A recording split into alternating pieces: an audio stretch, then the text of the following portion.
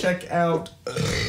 God damn! Immediately. Sorry, guys. This stuff, the kombucha, is like great for digestion. So maybe we should be thankful it's like just burps and not downstairs. That's great. I painted the toilet this morning, but no, we'll get into that in a little while. But if you guys have been around for a while, you know that I talk about poop a lot. But yeah, so we've been getting on this kombucha kick because, like you were saying, we're getting older and it's a little bit better on the digestion. It's not even that. It's just, honestly, I'm trying to be healthy, and I'm just trying to make us seem like we're fucking geriatric already. I know. No, just trying to be healthy, and this kombucha stuff has been around for a minute. Yeah. And I've tried it in the past. I wasn't like really impressed with it, but yeah, I don't even know what made us try this. To be honest, I think it was just being like, you know, working at a health food store. You know, like you're around it, you're like, oh, might as well try it. Like, and I think it was because it said orange brunch. Yeah, so it's like a mimosa, and that's just tasty. Well, it's kind of cool too. We found out there's a lot of these kombuchas that are sold around here. They're all local from San Diego, so yeah, it's kind of cool. Oh, it's awesome. And oh yeah, I didn't even realize it was San Diego. That's pretty cool. But yeah, so we also have been trying to do not just because of doing the kombucha. We've been trying to do a lot less Coca-Cola about the wokeness, the wokies. Yeah. I actually didn't read directly any articles regarding it. I've just heard through word of mouth all the issues at hand with it and trying to be less white. Yeah, so WokeACola, as they are now known in certain circles. Another reason that we're not drinking Coke. Exactly. In not supporting Coke anymore. Because evidently they're facing some backlash right now because... Oh, really? Good. Yeah. Coca-Cola, according to Newsweek on February 21st... Coca-Cola facing backlash says be less white. Learning plan was about workplace inclusion. Coca-Cola facing mounting backlash from conservatives online and just anyone that isn't racist has responded to allegations of anti-white rhetoric after an internal whistleblower leaked screenshots of diversity training materials that encourage staff to try to be less white. I will find the picture somewhere and put it up right here. It's just a little ridiculous that during the training they are trying to be more inclusive and have diversity and equality and all that, but then you are literally racist trying to be less of a skin color. I think it's because people that are in managerial positions don't understand how to go about being inclusive without first saying no to whiteness. I mean, because think about it. Okay, if somebody says we need to be more inclusive, what does that mean to you? Be more inclusive, include all people, not have a focus on not being one type of... Exactly, because you know what I mean? Yeah, exactly, and I get that, but the meanings of words have changed now. Like inclusive means including all. It's being inclusive of all ideas and surroundings and upbringings and thoughts and ideologies and skin colors and all that. So I get what Coke was trying to obtain, but they're fucking idiots doing it the way they did it. I'm like, yeah, what? Just idiots. So I don't know. It's crazy, but I mean, I'm not surprised. I mean, now we have Zimzer Potato Head. We don't like. It's not Mister. I don't care. I refuse to give into all of that. You know, and it's tough. It's a tough position because of me being in HR. You know, of course, if there's any rules and laws that go into place, then we have to abide by that by changing forms and, you know, additional things I have to include in new hire packets and new postings for the break rooms and things like that. But as far as me as an individual and not an HR representative, I think it's really ridiculous, the world and the state as in not California, but California is ridiculous as it is, but in general, kind of like the State of the Union, that we live in. Exactly, yeah. is bonkers right now. Yeah, we're in opposite world. Like, literally opposite world, where it's... There's so many things that you can say about it. It's like, dude, like, changing the definitions of words, or changing history, or trying to get rid of history or not remember it, that we're doomed to repeat it again. Because the reason why you have history, the reason why you learn from it. You learn from it. You learn that's not right. Doesn't mean that you can't enjoy the content that came from that time or what it was, but you like, oh, that's funny, but then you're like, yeah, but I'm never going to be that person. So I want to know how come people aren't outraged about, I don't even know what decade it was, but you know that one of the new girly shows, you would call it, that I'm watching on Netflix. The not like colonial period. What? Like over in England, like all the. Oh my God! What is that? I don't even know. I'm so retarded right now. I said R. You know, where women were basically their only job in life was to get married and have kids. How come nobody's like going back? You're talking about the 50s? Way before that. We're talking like 1800s.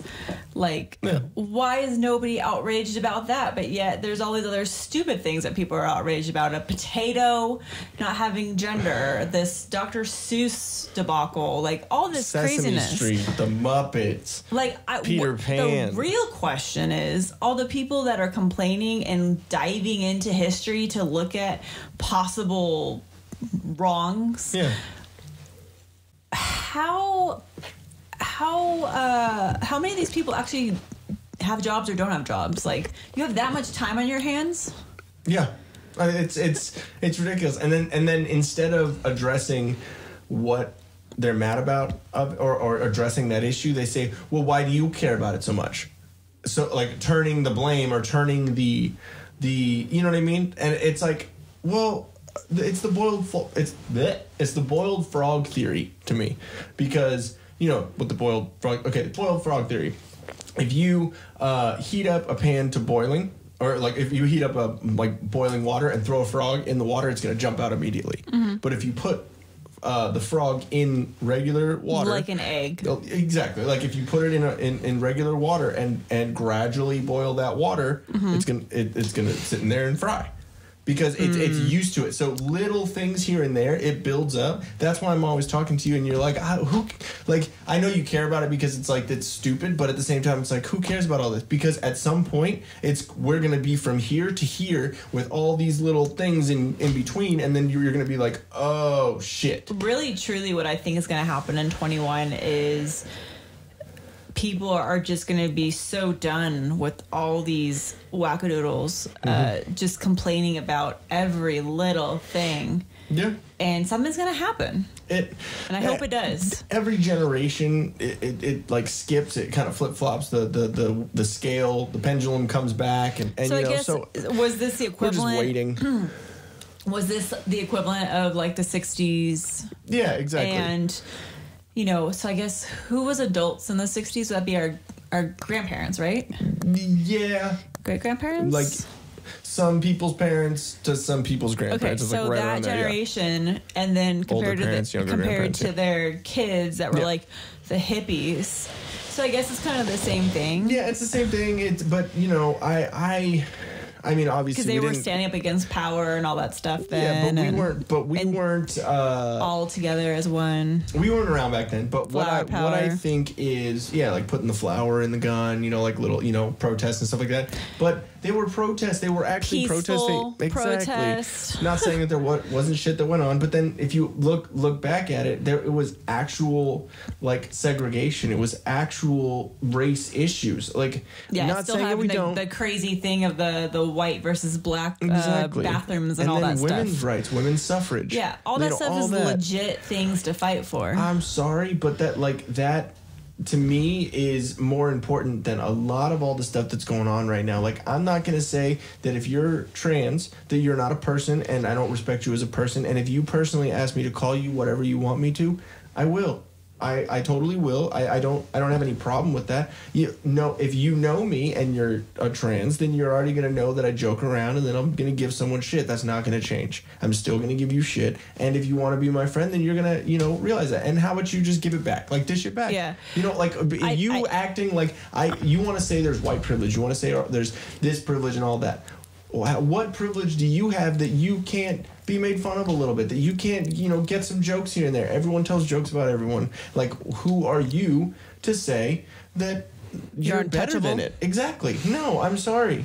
When are you the protected class? And I think that most people, like people that really are, you know, struggling in life because they're going through that predicament of the transformation or whatever they're dealing with internally, having, you know, some issues with the internal struggle of themselves. You know, I get that. And, you know, what's the better word to use? You empathize or you sympathize? I always get those two mixed up on the just proper. So we don't look like idiots. Let's make sure. I mean, we already look like idiots. You don't want to look that up. Know so, you know, I understand. Like, obviously, you know, that's a struggle that neither of us have ever dealt with, so we don't know what it feels like to be on that end of the spectrum. Empathy is the ability to understand and share the feelings of another. Let's see, sympathy. Oh, that's not sympathy. Sympathy is feelings of pity and sorrow for someone else's misfortune. Damn, that's sympathy? Yeah. That's kind of fucked up. It's kind of funny. But, I mean, it's just, I see what you're saying. It's like, you can understand where they're coming from, and, like, it sucks in that situation. Yeah. But at the same time, we're also talking about a situation where the definition of being trans and going through that was a mental disorder. And I'm not trying to say, you know, whatever. But it was. Well, I'm not trying to say that I am transphobic. Yeah, I'm not trying to say that. I'm trying to say like reasonable things, like people that are struggling with the identity and things like that. Like that's a reasonable issue that we all as a people should say, okay, we realize that now there's like this large population of people. What do you mean, you people? That are going through struggles like that, and, you know, recognize that, okay, we get it, you know, this wasn't something that was talked about before. We should bring it into the light now. What I'm talking about is ridiculous, is the people that are unreasonable, and all of a sudden now they're like, no, I'm a unicorn, or I'm a Shimla Ding Dong. I don't know. An attack helicopter. It's the craziness right now where people literally are jumping on the bandwagon. And frankly, if I was somebody that was dealing with an identity crisis or whatnot, I'd actually be pissed, because I'd be like, you're using my real problem. Mm-hmm. You're jumping aboard this train and you're crazy. Like, you're trying to say that your issue of thinking you're a tater tot and is the same thing as a person dealing with they're born one gender and really believe that they feel like they're another gender. Yeah. Totally different things. And I think that's what gets me upset. Yeah. Is that there are real, I mean, gender identity that, like, at first it was a little off to me, but I get it. It's, you know, obviously, like you and I have talked about it, it's not really in our beliefs. And had an issue about my identity. I'm not going to discriminate somebody. Exactly. You know, that it's going through that. You know, it's tough because we're not in their shoes. Yeah. So but you might have questions. Yeah. You might actually want to ask them. That's one thing. But I just get upset with all these people that are trying to take advantage of the way that the world is right now. And we're like, nope. You know what? Don't call me this. I believe I'm this. I don't know. It's just, it's out of control right now. Yeah, I mean, with me, it's like. But why? Why is there all this wokeness? Why are people spinning their wheels on pointing out things that were possibly racist 20 years ago, 30 years ago? Why? Because we started giving out participation trophies, and I know you're going to laugh at me, and I know you're going to laugh at me too. But if we start giving out these participation trophies just for just for participating in an act, not for actually winning, not for actually your because idea. it's hurting people's feelings that they didn't get a trophy. Exactly, not because your ideas or your actions. Try harder not to suck next time. Exactly, it sucks to suck, bro. But like that's what happens. It's competition. But if you look at the philosophy of that, if you win, then that is rewarding you for winning. If you win and everyone else gets what you get, then there's no reward for that. If you lose, then you learn accountability, and you learn trying better and working harder to win, to get that feeling that you see the winners have. And if you get a participation trophy, you are basically being taught it doesn't matter how good I am or how hard I work, that I will always get what I want. And so now we have this ability to have a signal that we've said so many times. Everyone has a signal from their fucking cell phone, so you can sit there and you can say whatever you want. And since we're in that culture of participation trophies, then everyone says, "Oh yeah, your feelings are more important than the fact that you're a shit person." Like, you know what I mean? Like, it could be some fat piece of shit that lives in their parents' fucking basement that's saying all this shit with the fucking weird-ass haircut, one blue stripe, like, just,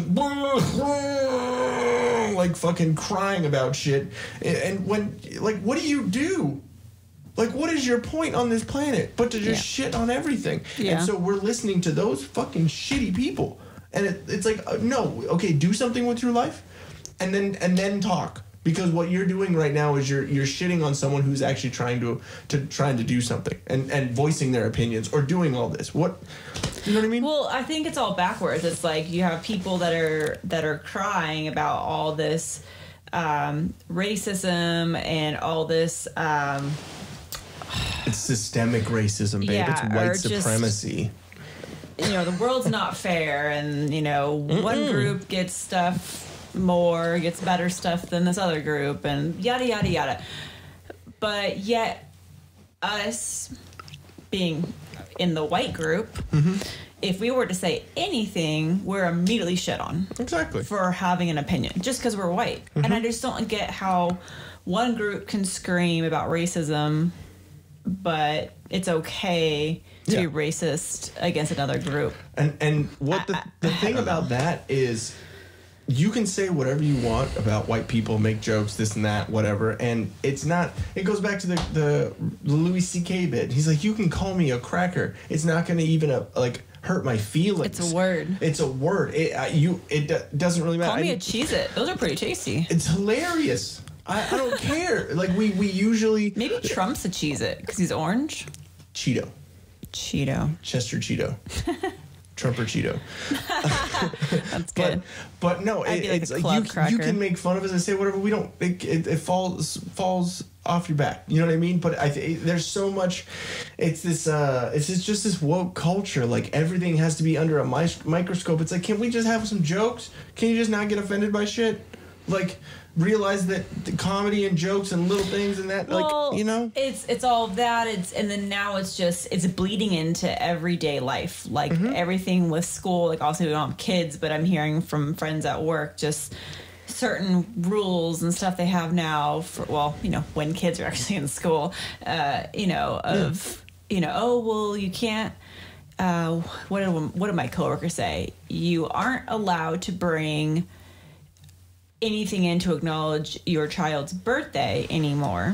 And at first I said, because of the allergies, you don't want to, which I got, because I was like, you don't want to bring in food, because what if they're first grade, see a cupcake first graders, they don't understand what being allergic to almond flour is. What if you brought in, Miss Karen brought in healthy almond flour cupcakes that are gluten-free. Are you calling yourself a Karen? I don't have a kid, so that's not me. So Karen brings in the almond flour cupcakes, but little Timmy doesn't know what the heck his almond flour allergy is, so he wolfs one of those down and he passes out. Yeah. Okay, so that made sense to me. Understandable, but that's not the reason why. That's not the reason. Okay, your logical approach to anything, you're like, okay, I get that. It never is that. It's always this It is that you can't celebrate your own child's birthday anymore in school because other children that have parents that don't care about their birthdays will feel left out. That little Timmy had his birthday celebrated because his mom decided to bring in snacks for all the kids, or, brought in, I don't know, little gift bags or something for the kids. But, the other child feels left out because he has a shit parent who doesn't care about him on his birthday. So now, because there's a possibility of upsetting a child, heaven forbid, because children never get upset about anything, they're going to upset. And exactly. Then, you know what? It's because we've been telling them that they're perfect. Tell them they do no wrong. Tell them they're beautiful, even though they're 400 pounds at 10 years old. You know what I mean? You know what's one thing I will never, ever forget to this day? And the reason why I said first grade, because in first grade, I remember celebrating my birthday in class. We had one girl in there. Her name was Aisha. She was a Jehovah's Witness, which I didn't know back then at all what she was. I just knew that my friend was not allowed to be in the classroom when it was any of our birthdays. She had to go sit outside on a bench while all of us enjoyed cupcakes or whatever my mom brought in or whatever. Sucks to suck. And I remember, I like, why does Aisha have to go sit outside? Why is she in trouble? And the teacher's like, oh, she's not in trouble. Her parents just don't allow her to partake in any of this, which now I understand because her religion, whatever. Okay, so back then, obviously, it was fine. Yeah. You just kick the kid out of the classroom and you have your party. Exactly. But, it's sad because I feel like the generations now are growing up because there's a select few that are ruining it for everybody else. So I have an idea of what needs to happen. Okay. This is a very easy way for everyone to just love everyone and just be good again and not care about all this stupid put kids shit. on pills. I can't, but what we can do. Try to relax your anus. That's what we need to do, guys. We just need to try and relax our anuses. And that brings us to something funny. Please tell everybody where you found that. My mother, she sent me this, and Mama Tina. She has sent me that probably 30 times in the past 2 weeks, and she got me once, and I was actually like, oh cool, my mom's actually gonna she sent me like something funny. It was like a sound clip instead of just the same fucking YouTube link ever. And obviously hearing that, let's just hear that one more time because it's so goddamn funny.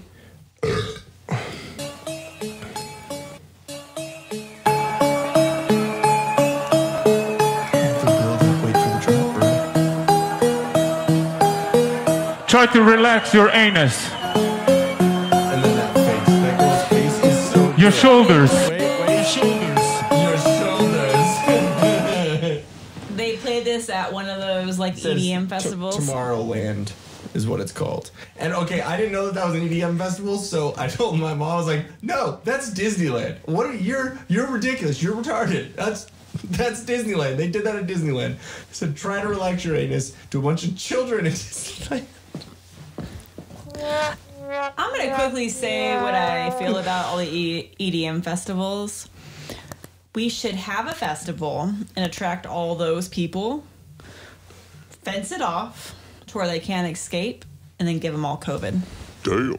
That's a lot of people that I don't like. Yeah, exactly. Bye. All the little furries and the little neon, like, furry boots and all that stuff. All the ones where Patch was proposing. Remember he said because it was EDM when he proposed? Yeah. I can't stand. He's like, I don't want crowd. to propose to Sadie, like, right next to, like, a furry butthole. I mean, he just needed to try and relax his anus. But yeah, yes, guys. I did say fence them off. Did you like what you just saw? Or are you horribly triggered by it and you hate us as people and you want to go on Twitter and share our YouTube channel? Subscribe right there. And if you want to get triggered even more, right here, 2 more. One there right and one there. Just do it, you snowflake.